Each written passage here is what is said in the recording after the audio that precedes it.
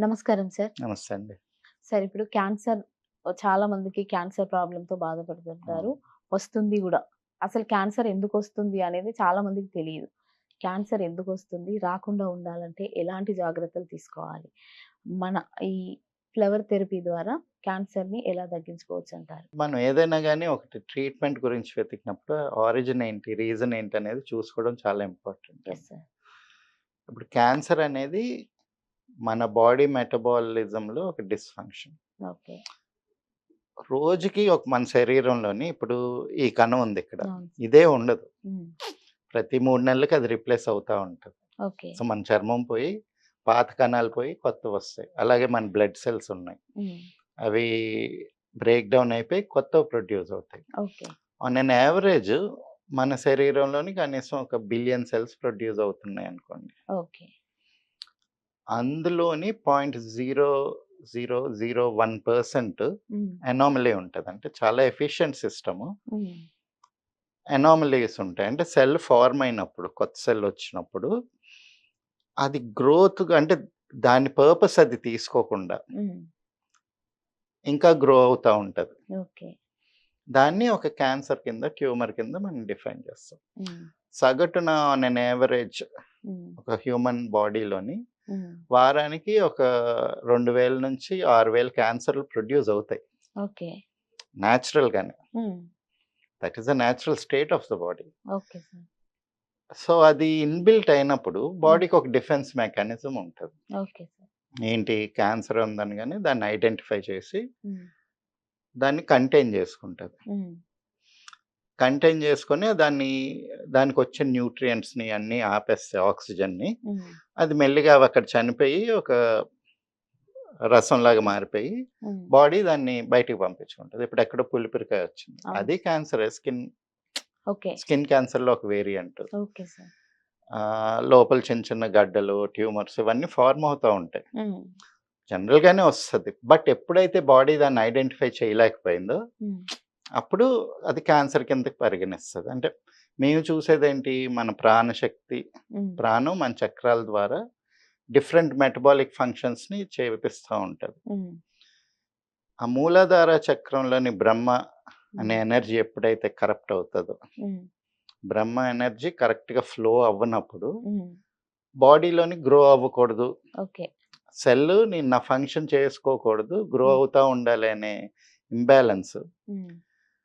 ఆ energy dysfunction వల్ల వస్తది. హ్మ్. సో, దానికి మెడిసిన్ ఇస్తాం. హ్మ్. ఇప్పుడు క్యాన్సర్ అంటే ఒకటే రకం ఉండదు గదా! అవును సార్. ఇప్పుడు కొంతమందికి ల్యూకేమియా ఉంటది. అది అవును సార్. చాలా విరులెంట్, చాలా డేంజరస్ అంటారు. హ్మ్. ఎందుకంటే మన బాడీని డిఫెండ్ చేసేవి వైట్ బ్లడ్ సెల్స్. అవును సార్.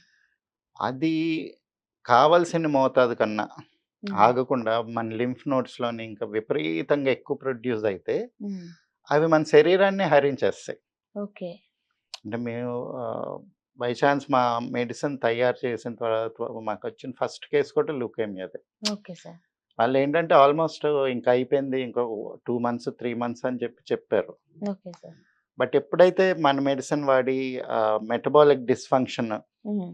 స్టాప్ అయ్యిందో, హ్మ్. బాడీకి ఆ లోపల నుంచి మెసేజ్ వచ్చిందో, హ్మ్.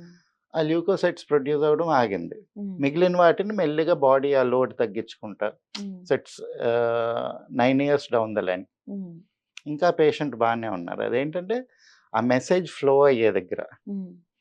ఆ ఇంబాలెన్స్‌ని రెక్టిఫై చేస్తే body will automatically heal itself. Okay sir. ఎందుకంటే క్యాన్సర్‌ని డీల్ చేసుకోవడం అనేది బాడీకి ఒక ఇన్‌గ్రెయిన్డ్ మెకానిజం. హ్మ్. ఎందుకంటే వారానికి ఒక 10, 20,000 క్యాన్సర్ సెల్స్ ప్రొడ్యూస్ అవుతున్నప్పుడు, హ్మ్. శరీరం దాన్ని ఎలా డీల్ చేసుకోవాలో తెలియాలి కదా! అవును సార్. అది కాకుండా ఇప్పుడు లేడీస్‌లో ఎక్కువ చూస్తుందేంటి బ్రెస్ట్ క్యాన్సర్ బ్రెస్ట్ చూస్తున్నాం. క్యాన్సర్. Yes sir. ఎందుకంటే ఈ బ్రెస్ట్స్ అనేవేంటి మీకు ర్యాపిడ్‌గా ఇంక్రీజ్ అయ్యి, హ్మ్. అక్కడ సెల్స్ బాగా పెరిగి, అక్కడ మిల్క్ ప్రొడ్యూస్ చేసి, హ్మ్. డిస్పోజ్ ఆఫ్ చేసి, మళ్ళీ పిల్లలు ఒక ఏజ్ వచ్చిన తర్వాత మళ్ళీ ఆగిపోవాలి. నార్మల్ సైజ్‌కొచ్చేయాలి. Yes sir. కాకపోతే ఇవాళ రేపు ప్రెగ్నెన్సీసే లేట్ అవుతున్నాయి. Yes sir. లేట్ అయిన వాటిలో కూడా సి సెక్షన్స్‌లో మిల్క్ రావట్లేదు. అవును సార్. సో, అక్కడేంటంటే ఆ సెల్స్ కన్‌ఫ్యూజన్ అవుతున్నాయి. హ్మ్. అటు ఫంక్షన్, అటు రోల్ ఫుల్‌ఫిల్ అవ్వట్లేదు. ఓకే. దాంతోటేంటి అక్కడ సెల్స్ ర్యాపిడ్ గ్రోత్ ఉంటది కాబట్టి, హ్మ్. అక్కడ ఎనర్జీ అంతా డిప్లీట్ అవ్వకపోతే, హ్మ్. అక్కడే మళ్ళీ అవి డిస్‌ఫంక్షన్ అయ్యి, హ్మ్. ఈ హార్మోనల్ ఇంబాలెన్సెస్ వల్ల, హ్మ్. అదీ గాకుండా ఇప్పుడు పీరియడ్స్ ఆపడానికి ఏవో టాబ్లెట్స్ యేసుకుంటున్నారు. హ్మ్. హ్మ్. ఇవన్నీ కూడా హార్మోనల్ డిస్‌రప్టర్స్. హ్మ్. ఇవన్నీ కూడా బ్రెస్ట్ క్యాన్సర్‌ని పెంచే ఛాన్సెస్ ఎక్కువుంటాయి. హ్మ్. అది గాకుండా మూడో రకం ఇప్పుడు ఎక్కువొచ్చేదేంటంటే మనకి యూట్రైన్ క్యాన్సర్ వస్తుంది. హ్మ్. పీసీఓడీ. అవును సార్. పీసీఓఎస్ అనేది హ్మ్. ట్యూమర్ కింద, క్యాన్సర్ కింద మారే ఛాన్సెస్ ఉంటున్నాయి. హ్మ్. బట్ అది అంత సివియర్ గాదు. ఎందుకంటే ఇవాళ రేపు ఈజీగా ఆపరేషన్ చేసి తీసేసి ఓవరీస్ తీసేస్తున్నారు, యూట్రస్ తీసేస్తున్నారు. Yes sir. బట్ దాంతోటొచ్చే ఫంక్షన్స్ అంటే ఇంబాలెన్సెస్ చాలా ఉంటున్నాయి. హ్మ్. అదెవరు కన్సిడర్ చేయట్లేదు గానీ, అవును సార్. అది అంత రిస్కీ ఫార్మ్ ఆఫ్ క్యాన్సర్ కింద అనుకోవట్లేదు. హ్మ్. మెయిన్ ఎక్కడవుతుందంటే అండి, హ్మ్. ఇప్పుడు నార్మల్‌గా ఇప్పుడు ఒక బ్రెస్ట్ క్యాన్సర్ వచ్చినా, హ్మ్. లేదా యూట్రస్‌లోని ఏదైనా పీసీఓడీ వల్ల క్యాన్సర్ వచ్చినా, హ్మ్. ఈ బయాప్సీ ఎప్పుడైతే చేస్తున్నారో, హ్మ్. ఆ క్యాన్సర్‌ని బాడీ ఇట్లా కంటైన్ చేసుకున్న దాన్ని హ్మ్. ఓపెన్ చేస్తున్నాం. హ్మ్. ఓపెన్ చేసినప్పుడు ఒక 100 సెల్స్ మళ్ళీ ఒక హ్మ్. 1000 కణాలు బయటకొచ్చి, హ్మ్. అవి వేరే వేరే ఆర్గన్స్‌లో సెటిల్ అవుతున్నాయి. Yes sir. మనకి ఇంటెస్టైన్ దగ్గర, లివర్ దగ్గర, కిడ్నీస్ దగ్గర, హ్మ్. లంగ్స్‌లోను. హ్మ్. ఈ సెకండరీ క్యాన్సర్స్ చాలా పెద్ద ఇష్యూ అయిపోయిందండి. అవును సార్. సో, ఈ బయాప్సీ చేయకుండా మన మెడిసిన్ వాడడం ద్వారా గానీ, హ్మ్. లేదంటే డైరెక్ట్ సర్జరీ ద్వారా గానీ, కీమో ద్వారా గానీ అది తగ్గించుకుంటే హ్మ్. రిస్క్ అనేది తగ్గుతుంటది. ఓకే. ఇప్పుడు ఆహ్, చిన్న చిన్న కణతల్లాగా వస్తుంటాయి గదా సార్! ఆ! అందరూ అవి క్యాన్సర్‌వే హ్మ్. ఏమో అనే ఒక భయం ఉంటుంది అందరికి. హ్మ్. అవి ఎలా గుర్తించొచ్చు సార్? ఇవి క్యాన్సర్‌వి అని లేదా కాదు అని ఎట్లా ఏదైనా గుర్తించొచ్చంటారు? గానీ క్యాన్సర్ అనేది మీకు గ్రోత్ హ్మ్. డబుల్ అవుతా ఉంటది ఎప్పటికప్పుడు. ఓకే. సైజ్ పెరుగుతదా సార్? సడెన్‌గా పెరుగుతది ఫాస్ట్‌గా. అంటే ఇప్పుడు ఒక ఒక కణం 2 కణాలు అవ్వడానికి ఒక రోజు పట్టిందనుకోండి. అవును సార్. ఆ 2 4 అవ్వడానికి కూడా ఒకటే రోజు పడతది. అవును సార్. అలాగే ఇప్పుడు ఒక 10,000 కణాలున్నాయి. హ్మ్. అది 20,000 కణాలు అవ్వడానికి కూడా ఒకటే రోజు పడతది. ఓకే. Okay sir. ఆ 20,000 40,000 అవ్వడానికి ఒక రోజే పడతది. హ్మ్.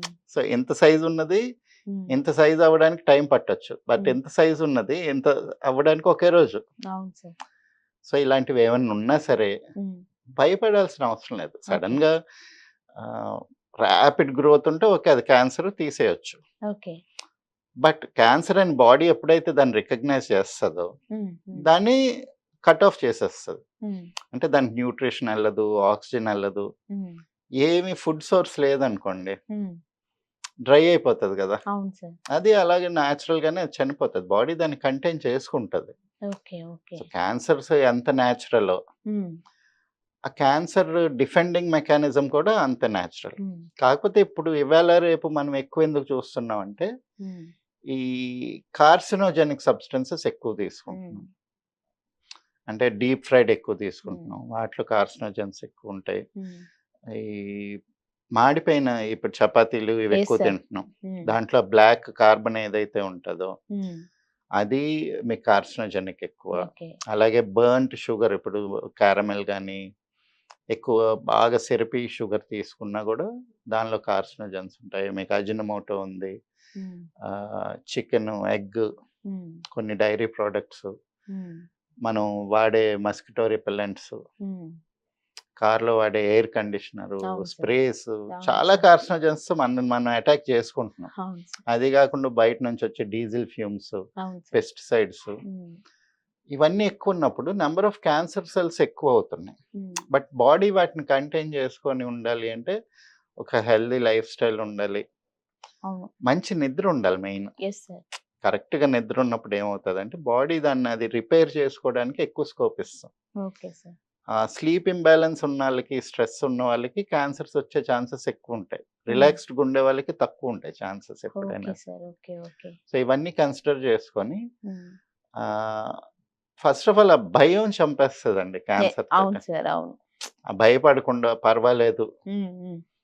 అంటే ఈవెన్ మన సిస్టమ్ గూడా అలాగే ఉంది. క్యాన్సర్ వచ్చిందనగానే భయపెట్టేస్తది. భయపెట్టేస్తారు. అవును సార్. ఏం పర్వాలేదు. ఇప్పుడు ఏమవుతది క్యాన్సర్ ఉంటే ఒక 5 ఇయర్స్. హ్మ్. దానికి ట్రీట్మెంట్ తీసుకుంటే ఇంకో 6 ఇయర్స్ బతుకుతారు. హ్మ్. సో, ఉన్న 5 ఇయర్స్ హ్యాపీగా ఉండొచ్చు కదా! హ్మ్. అంటే జస్ట్ సేయింగ్ హ్మ్. అందరికి వాళ్ళ పర్సనల్ ఒపీనియన్ అంటే ఉంటది. క్యాన్సర్ వస్తే చనిపోతారా? బతకరా సార్? డిపెండ్స్ అండి. సివియారిటీని బట్టి ఓకే. అంటే ప్రతి ఒక్కళ్ళు చనిపోతారు ఏదో ఒక స్టేజ్‌లో. ఆహా! క్యాన్సర్ నేను అనే అట్లా కాదు. అనలేను. అంటే క్యాన్సర్ ఇప్పుడు వస్తే ల్యూకేమియా లాంటి కేసెస్ ఉన్నాయి.